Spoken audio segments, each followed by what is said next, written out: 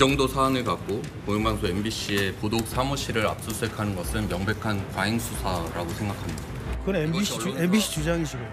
이게 과연 압수수색할 만한 사례? 어쨌든 계속 이렇게 막으시면 아까도 말씀드렸지만은 공무집행 방해가 될 가능성이 높습니다.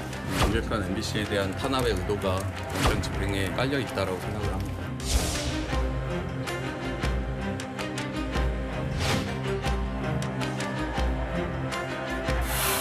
해코지하기 위해서 불법적인 정보를 유포하고 그걸 악용하면 안 되는 거는 누구나 동의하지 않겠습니까? 다른 국민들에 대해서도 그런 일이 일어나도 안 되는 거겠고요.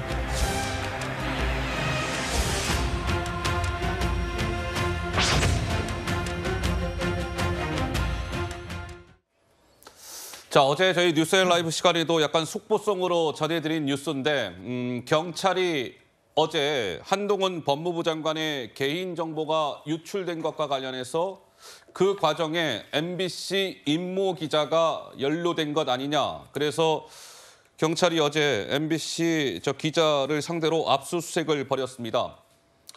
그렇죠. 뭐 자택, 차량, 휴대전화, 그리고 MBC 임 기자가 근무하는 사무실 압수수색을 경찰이 벌였습니다.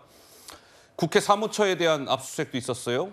사무처는 왜 했을까 궁금하시죠? 오늘 동아일보에는 이런 해석이 나왔더군요. 우리 채널A와 야당 의원이 혹시 저 과정에 연루된 건 아닐까 해서 국회 사무처까지 경찰이 어제 압수수색을 했다는 겁니다. 한동훈 법무부 장관도 어제 저 압수수색과 관련해서 본인이 직접 입장을 좀 밝혔습니다. 이어서 듣고 가시죠. 누군가를 억지로 해코지하기 위해서 주민등록번호나 수십 년간의 주소 내역이라든가 이런 부분이 담겨 있는 개인정보를 유포하고 그리고 악용하는 것이 드러나는데도 그냥 넘어가면 다른 국민들께도 이런 일이 있어도 뭐 당연한 것이 될 겁니다. 그래서는 안 되지 않겠습니까? 만약 그렇다면 말이죠. 제가 뭐 경찰에서 사실을 잘 밝혀낼 거라고 생각합니다.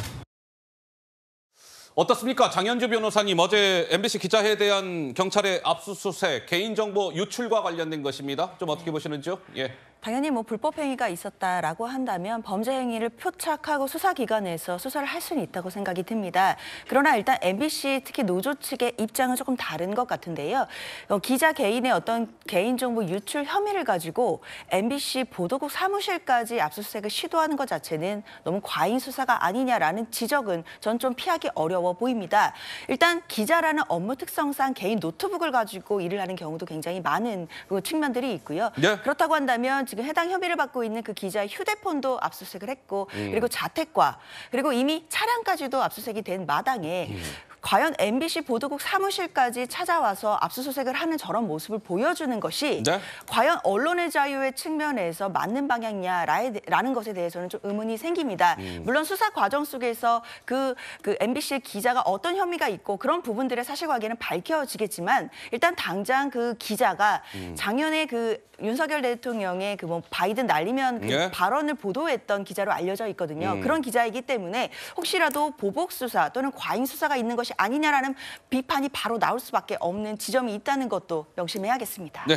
김 교수님. 그러니까 그게 참 이상한 대목이죠. 그 바이든의 날리면이냐 아니냐를 보도했던 기자가 여기서 왜 나오냐는 거예요. 그것은 역으로 물론 그 기자에 대한 탄압일 수도 있겠지만 역으로 그 기자가 당시 해당 보도를 할 때 악의가 있었나라고 추측해 볼 수도 있는 거예요. 사실 개인정보를 유출하는 것에 왜 기자가 연루가 되어 있는지 정말 알 수가 없는 노릇이고 이게 만약에 MBC에서 어떤 보도를 해가지고 그 보도의 논조나 내용에 대해서 만약에 이렇게 탄압을 한다면 그건 언론 탄압 라고 할 수 있습니다만 개인정보 유출이라는 범죄 행위에 대해서 압수수색을 한 거거든요. 그리고 이 MBC 노조에서 이 정도 사안에 대해서 압수수색하는 게 말이 되냐고 했는데 굉장히 중요한 사안이죠. 왜냐하면 개인정보 유출로 인해서 보이스피싱도 일어나고요. 스토킹 범죄도 일어납니다. 그렇기 때문에 굉장히 중요한 사안이고 또 이 압수수색은 법원이 어쨌든 영장을 발부한 것이잖아요. 예. 그러니까 만약에 야 MBC 사무실까지 압수수색할 필요는 없어라고 법원이 만약에 판단했다면 영장을 안 냈을 거예요. 근데 이 사무실에 대해서도 그래 압수수색이 필요한 것 같다라고 해서 영장을 발부한 거기 때문에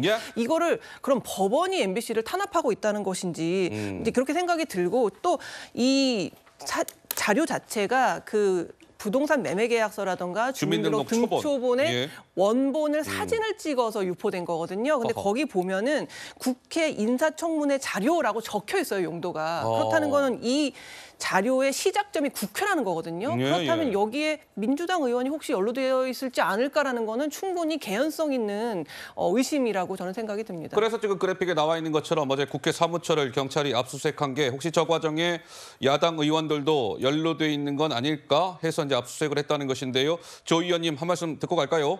네, 저는 개인정보 유출을 아무것도 아닌 양 또는 정치적 목적으로 할 수 있는 공격인 양 생각하는 이 정치 풍조는 반드시 처벌받아야 된다고 생각합니다. 우리 사회에서 한 개인이 사적 정보를 공개당했을 때 받을 수 있는 피해는 상상을 초월하거든요. 예. 그리고 또 이번 개인정보 유출은 공익 목적이라고 보기에는 너무 어렵습니다. 저는 오히려 한동훈 장관이라는 이 정부의 실세 장관을 흠집내기 위한 공격용이 아니었을까. 예. 이런 논평이 있었습니다. 찾아보니까 2019년 예. 민주당에서 개인정보 유출 관련 논평을 했습니다. 어떻게 해요? 공익적 제보를 위한 목적이라면 불법적 수단은 정당화할 수 있다는 초법적인 특권 의식은 당장 버려라.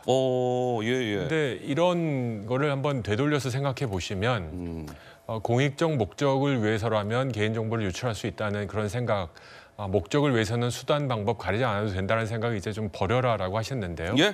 이번에도 마찬가지라고 생각합니다. 어떻게 해서 인사청문회에서만 공개될 수 있었던 자료가 MBC라는 언론인에게까지 넘어갔는지와 예? MBC는 이런 판단을 분명히 판단했었을 거라고 생각합니다. 이거 개인정보인데 예, 예. 나가도 될까요?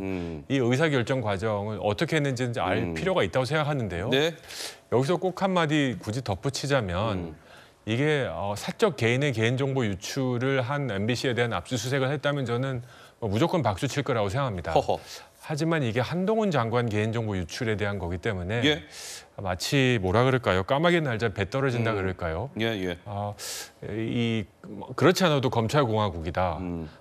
정권이 언론을 지금 굉장히 길들이게 한다라는 이런 비난들이 적지 않게 있는 상황에서 채널 A도 당하셨지 않습니까? 예.